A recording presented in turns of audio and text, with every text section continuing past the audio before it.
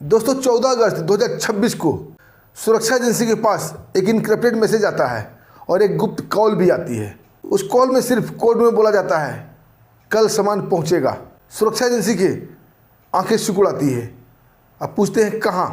Call पर कुछ देर खामोशी रहती है, फिर आवाज़ आती है 15 अगस्त के दर्शक दीर्घा में, जहाँ हजारों लोग बैठेंगे।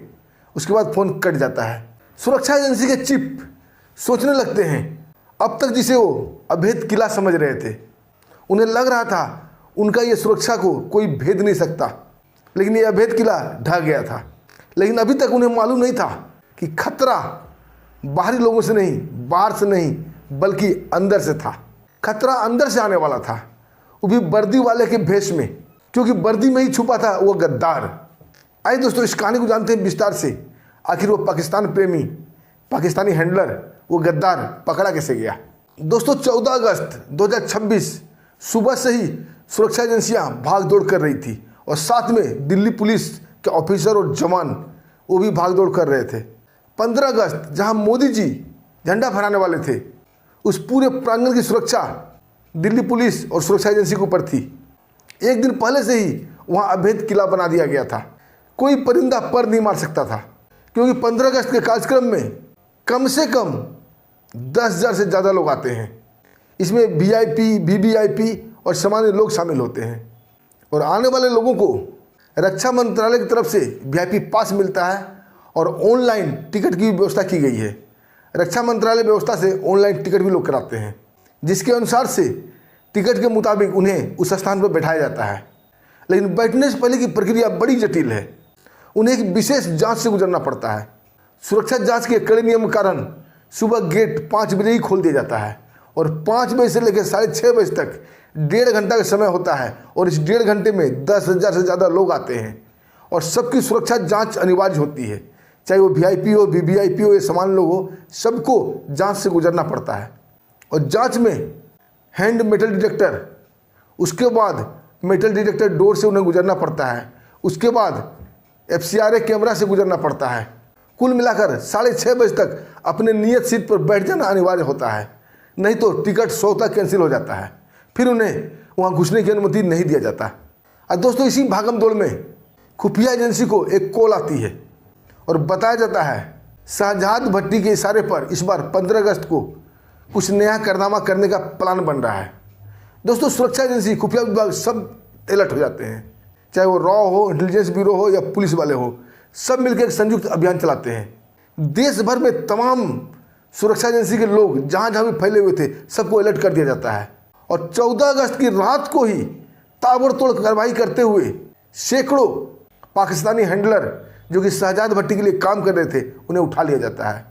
उठाए गए लोगों में से 253 लोग थे। कई लोग अपने आप को निर्दोष होने की दुहाई दे रहे थे, कई लोग पुलिस की जाति बता रहे थे।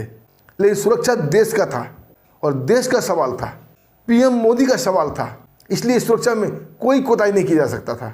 जो भी संदिग्ध था सबको उठा लिया जाता है। दोस्तों रात भर उनकी कुटाई चलती है, पिटाई चलती है।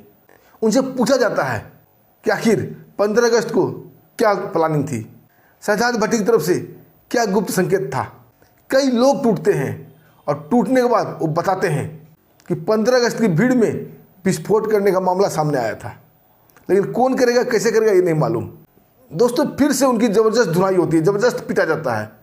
तब जाके कई और मुंह खुलते हैं और नाम तो निकल के सामने नहीं आता है, लेकिन बस इतना बताया जाता है कि दिल्ली पुलिस में कोई अधिकारी है, कोई इंस्पेक्टर है, वो वर्दी वाला ही पाकिस्तानी जासूस है जो कि शाहजहां भट्टी के इशारे पर काम कर रहा है। इधर दोस्तों राव के हेडक्वार्टर में एक कॉल घनघनाता है, जो कि बड़ा ही इंपॉर्टेंट कॉल था, और उधर से कहा जाता है कल सामान पहुँचेगा। चीफ की आंखें सिकुड़ जाती है और उनसे पूछते हैं कहाँ।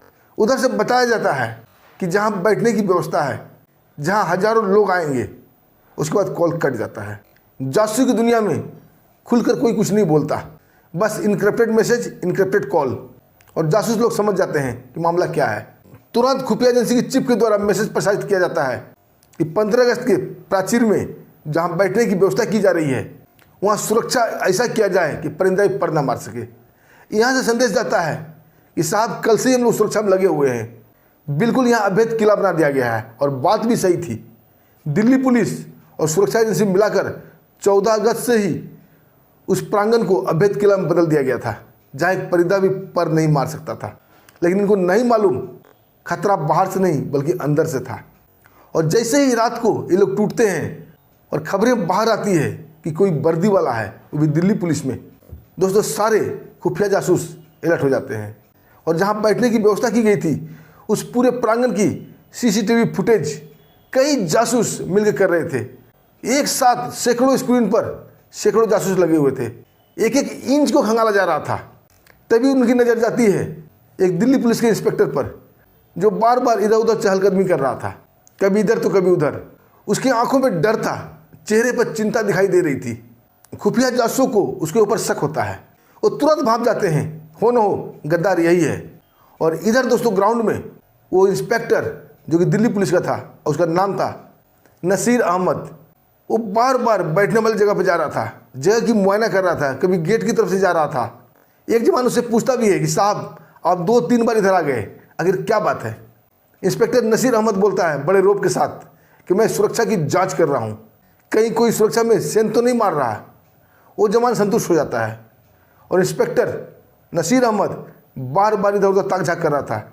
वो ताक झाँक नहीं कर रहा था बल्कि अपने लिए एक सेफ जगह ढूंढ रहा था, क्योंकि शहजाद भट्टी की तरफ से उसे आदेश मिला था कि वहाँ RDX फिट करना है, और 1 kg RDX उसे 3-4 दिन पहले ही दे दिया गया था। और इंस्पेक्टर नसीर अहमद इसी उधेड़बुन में था कि उस RDX को लगाऊं कहाँ जो लोगों की नज़र से बच सके। इसके लिए वो सुरक्षित जगह ढूंढ रहा था, लेकिन कुर्सियाँ बिल्कुल कतार में लगी हुई थी। उसे समझ भी नहीं आ रहा था कि वो विस्फोटक को कहाँ लगाए, क्योंकि विस्फोटक लाना भी बड़ा मुश्किल काम है। अगर वो किसी तरह सुरक्षा के नज़रों से बचाकर विस्फोटक ले भी आता है तो निकालेगा कैसे, लगाएगा कैसे। इसी चिंता में वो डूबा हुआ था, क्योंकि एडवांस में उसे कई लाख रुपए मिले थे और उसकी ताक झाक को खुफिया विभाग के जासूस ताड़ जाते हैं। और इस अभियान का जिम्मा सौंपा जाता है कमांडो विक्रम को, जो कि जीता जाता एक जल्लाद था दुश्मनों के लिए। मिनटों में जिंदा ही दुश्मन को चीर फाड़ने में उसको महारत हासिल था। राम तो उसके पास था ही नहीं। दोस्तों विक्रम कई मिनट तक अपलक इंस्पेक्टर नसीर अहमद को देखता है स्क्रीन पर, जैसे उसका तस्वीर को अपनी आंखों में कैद कर रहा हो। उसके बाद तुरंत जहां लोगों की बैठने की व्यवस्था की गई थी उस ग्राउंड में निकल पड़ता है। उसके साथ उसके कई सहयोगी भी थे और सब मिलकर नसीर अहमद को ही ढूंढ रहे थे। और नसीर अहमद आमने सामने मिल जाता है। कमांडो विक्रम की आंखें झपकती है और उसके सहयोगी तुरंत समझ जाते हैं और नसीर अहमद को तुरंत उठा लिया जाता है। अब नसीर अहमद को समझते देर नहीं लगती है कि वो खुफिया विभाग की नज़र में आ चुका है। वो लाख सफाई देता है, लेकिन उसका कोई कुछ नहीं सुनता है। उसे एक गुप्त कमरे में ले जाया जाता है और सुबह के 5 बजने ही वाले थे। अब गेट खुलने वाला था और गेट खुलने के बाद 5 बजे से लेकर 6:30 बजे तक 10,000 लोगों की एंट्री करनी थी। इस गहमा गहमी में कब क्या हो किसी को नहीं मालूम। कमांडो विक्रम बोलता है कि नसीर, मुझे पता चला है कि तुमने पाकिस्तान के साथ कोई साठगांठ की है। तुम्हारी भलाई इसी में है कि सब कुछ बता दो, क्योंकि ना हमारे पास वक्त है ना तुम्हारे पास वक्त है। ऐसे भी तुम वो कारनामे को अंजाम नहीं दे सकते। तुम्हारी भलाई इसी में, बता दो। लेकिन नसीर अहमद बोलता है नहीं, मुझे कुछ नहीं मालूम, मैंने कुछ नहीं किया है। खामखा आप लोग मुझ पर शक कर रहे हैं। मैं मुसलमान हूँ इसलिए आप लोग मुझ पर शक कर रहे हैं। मैं तो सुरक्षा की वहाँ जांच कर रहा था। तभी नसीर के सामने कमांडो विक्रम उसकी सारी रिकॉर्डिंग रख देते हैं, जो बार बार वो तांगझा कर रहा था, बार बार वो ग्राउंड में जा रहा था, संकोच भरी नज़रों से इधर उधर देख रहा था। ये देखकर नसीर अहमद काफ़ी डर जाता है और उसकी आंखों का डर कमांडो विक्रम से छुपा नहीं था। और कमांडो विक्रम 1 सेकंड में भाप जाते हैं कि हो न हो ये कुछ छुपा रहा है। अब कमांडो विक्रम गुस्से में आ चुके थे और नसीर का कॉलर पकड़ते हुए बोलते हैं कि नसीर, बहुत होगी प्यार मोहब्बत की बातें, अब तू बताएगा या मैं अपनी कार्रवाई शुरू करूं। नसीर वही बात दोहराता है कि मुझे नहीं मालूम।